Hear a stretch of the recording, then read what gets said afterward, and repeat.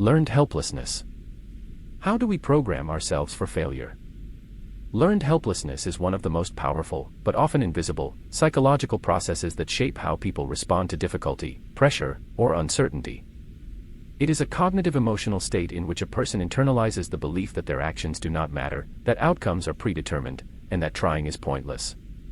When this belief becomes stable, everyday challenges start to feel overwhelming, goals look unreachable, and even small decisions appear exhausting.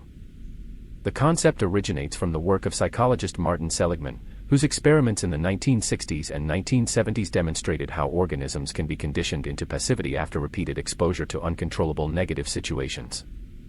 Although his early studies were conducted on animals, later research showed the same mechanism in humans, from children experiencing inconsistent parenting to adults living in environments where effort rarely leads to predictable results. Today, learned helplessness is not only a clinical topic. It is a widespread psychological pattern found in careers, relationships, education, creativity, and personal development. People may blame themselves for being lazy or weak, but the real issue is deeper. Once the mind forms a stable expectation of failure or powerlessness, it begins to behave as if no alternative exists. This analysis explores the psychological mechanics behind learned helplessness, how childhood environments shape this pattern, how adults reinforce it through cognitive distortions, the emotional, behavioral, and motivational consequences, why people program themselves for failure without realizing it, practical strategies for reversing the pattern through mindfulness, cognitive restructuring, and behavior-based proactivity. 1. What learned helplessness actually is. Learned helplessness is a cognitive template, a mental framework that tells a person, my actions do not influence outcomes. Trying won't change anything. The world is unpredictable and hostile. I cannot cope or make a difference. Once this belief is internalized, the person begins to limit their behavior. They avoid taking initiative, stop exploring options, dismiss available support, and catastrophize difficulties. Importantly, this is not a conscious choice. The mind simply stops looking for solutions because it has learned that solutions do not matter. In psychology, this involves 3 layers. Cognitive, expectations, I can't influence outcomes. Emotional, chronic worry, sadness, hopelessness. Behavioral, passivity, avoidance, delaying action. This triad creates a self-reinforcing loop. The less a person acts, the fewer successful experiences they accumulate, and the more helpless they feel. 2. How Seligman's classic experiments illustrate the mechanism. Martin Seligman's experiments are often misunderstood as purely cruel behavioral studies, but they revealed a fundamental phenomenon of how the brain learns about control. The basic structure of the experiment involved 3 groups. One group could avoid discomfort by pressing a lever. Another group received the same discomfort but had no control over it. A third group received no discomfort. Later, all animals were placed in a situation where they could easily escape. The results: animals who had control quickly escaped. Animals with no previous exposure also escaped. Animals that had learned they had no control did not escape, even though escape was simple and immediate. They had learned that nothing they did mattered, so they stopped trying altogether. When later replicated with humans in different forms, unsolvable tasks, unpredictable noise, inconsistent feedback, the same effect appeared.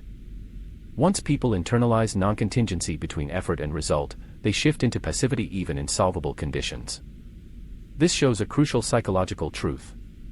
People do not give up because things are hard. They give up because they believe their actions will not change the outcome. And this belief can be learned in childhood, adulthood, or both. 3. The childhood origins of learned helplessness. Learned helplessness often forms early in life.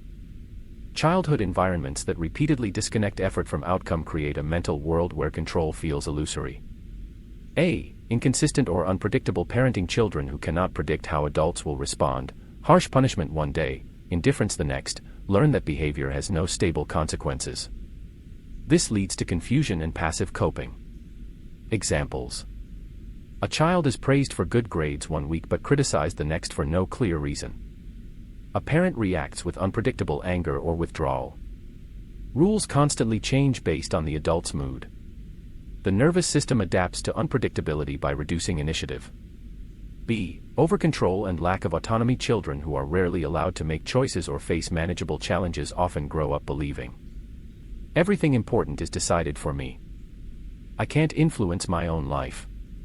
This can happen even in well-meaning families where parents try to protect the child from stress or failure. C. Constant comparison or perfectionistic atmosphere. If a child receives the message that nothing they do is enough, they may begin to believe that effort is futile. Perfectionism in the environment teaches the child that outcomes are rarely satisfying and effort rarely rewarded.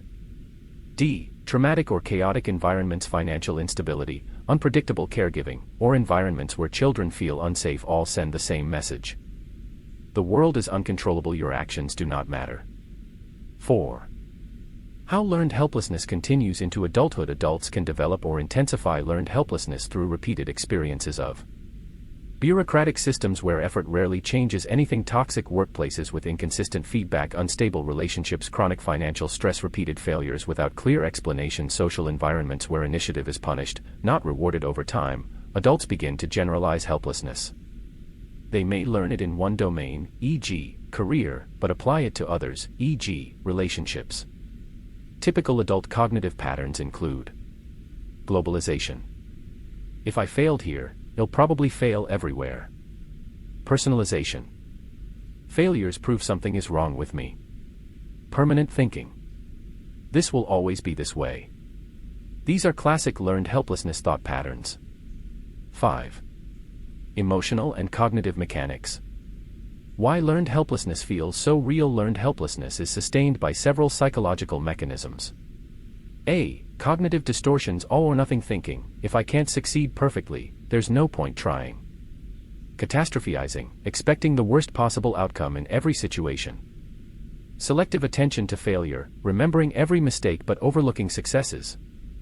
Low internal locus of control, believing outcomes depend on external forces, not personal action. These distortions reinforce passivity. B. Emotional reasoning. People often conclude, I feel powerless, therefore I am powerless. Emotions begin to replace factual evaluation. C. Behavioral avoidance. Avoidance reduces anxiety in the short term, but it also deprives the brain of experiences that disconfirm helplessness. This strengthens the helplessness pattern. D. Neurobiological habits. Repeated passivity creates neural pathways that make inactivity feel natural and action feel threatening. The brain's reward system becomes understimulated, reducing motivation further. 6. Internal conflicts that maintain learned helplessness. Learned helplessness often exists alongside internal contradictory desires. Wanting change but fearing responsibility. Wanting progress but fearing the discomfort of action. Wanting success but feeling unworthy of it. Wanting autonomy but fearing disappointment. These conflicts create emotional paralysis. A person may consciously desire growth but unconsciously avoid it because they expect failure or unpredictability. 7. Realistic everyday examples of learned helplessness work. An employee stops proposing ideas because previous suggestions were ignored or criticized unpredictably. Relationships. A person stays in an unsatisfying relationship believing they cannot influence the dynamics or deserve better. Health and lifestyle. People tell themselves they can't change habits because past attempts ended quickly. Education. A student avoids difficult topics because early failures made them believe they aren't capable, even though their skills could develop. In all these scenarios, the real obstacle isn't ability, it's expectation. 8. Common misconceptions about learned helplessness. Misconception 1. It's just laziness. Helplessness is not laziness, it is a learned cognitive emotional shutdown where effort feels pointless. Misconception 2. You can fix it by motivating yourself. Motivation comes after a person experiences agency, not before. Change requires small, consistent actions that rebuild the sense of control. Misconception 3. People exaggerate their difficulties. Learned helplessness isn't an exaggeration, it's an internalized map of the world built from real experiences. Misconception 4. It's impossible to reverse. The mind can relearn agency. With structured, mindful practice, helplessness can be reduced and replaced with proactive thinking. Practical section. How to undo learned helplessness. Overcoming learned helplessness requires changing 3 interconnected systems: awareness, cognitive, emotional tolerance, mindfulness, behavioral patterns, action-based proactivity, Below are evidence-informed strategies from cognitive psychology, behavioral science, and mindfulness-based approaches. 1. Develop cognitive awareness. Identify the helplessness script. Write down recurring thoughts that appear when facing difficulty. Look specifically for: it won't work anyway. Things never change. I can't influence this. Others have more control than I do. If I fail, it will be terrible, so I better not try. These thoughts are not facts, they are predictions learned from past experiences. Technique. Create 3 columns.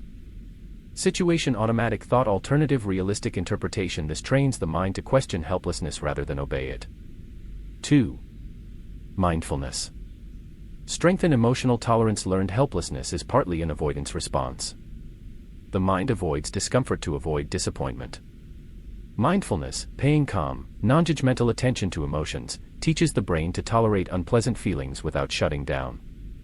Practices include: slow breathing with attention to bodily sensations, observing thoughts as mental events, not commands, labeling emotions. This is frustration, this is fear, allowing discomfort without reacting impulsively. This creates psychological space where action becomes possible. 3. Behavioral reversal. Create small, controllable wins. The research is clear. Helplessness is reversed not by thinking, but by evidence that actions matter. This means taking very small steps in any direction that produces real, observable results. Examples: sending 1 message, doing 5 minutes of a task, organizing 1 item, making 1 small decision, learning 1 new skill for 10 minutes. The purpose is not achievement, it is retraining the brain. Each small success gives the mind a new data point. My action leads to outcomes. 4. Rebuild an internal locus of control. Ask the following questions daily. What small part of this situation can I influence? What decision is within my power today? What can I control right now, even if it's only 5% of the situation? The mind gradually shifts from life happens to me to I participate in shaping outcomes. 5. Break down large tasks into micro steps. Learned helplessness thrives in ambiguity. Large, undefined goals trigger shutdown. By contrast, very small steps reduce overwhelm. Example structure. Step 1. Open the document. Step 2. Write 1 sentence. Step 3. Adjust 1 line. Step 4. Save file. Micro steps prevent emotional overload and create momentum. 6. Reframe failures as processes, not judgments. People with learned helplessness interpret failure as proof of inability, confirmation of unworthiness, the end of the path. Reframing failure as part of a process reduces emotional intensity. Helpful reframes. This attempt gave me information. I'm learning what doesn't work. Skills develop over time. Failure becomes data, not identity. 7. Reconnect with supportive relationships. Social environments strongly influence agency. Supportive people, those who encourage autonomy rather than control or judgment, help rebuild a sense of capability. Seek people who validate effort, not just results. Provide constructive, predictable feedback. Support independence. Avoid criticism that attacks identity. You're incapable. Healthy relational patterns counteract earlier inconsistent or chaotic environments. 8. Create a daily agency ritual. Choose 1 daily action that symbolizes control, a routine that you perform no matter how small.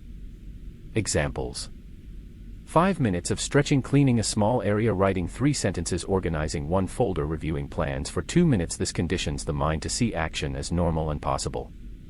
9. A practical checklist for undoing learned helplessness. Thoughts to focus on. What can I influence right now?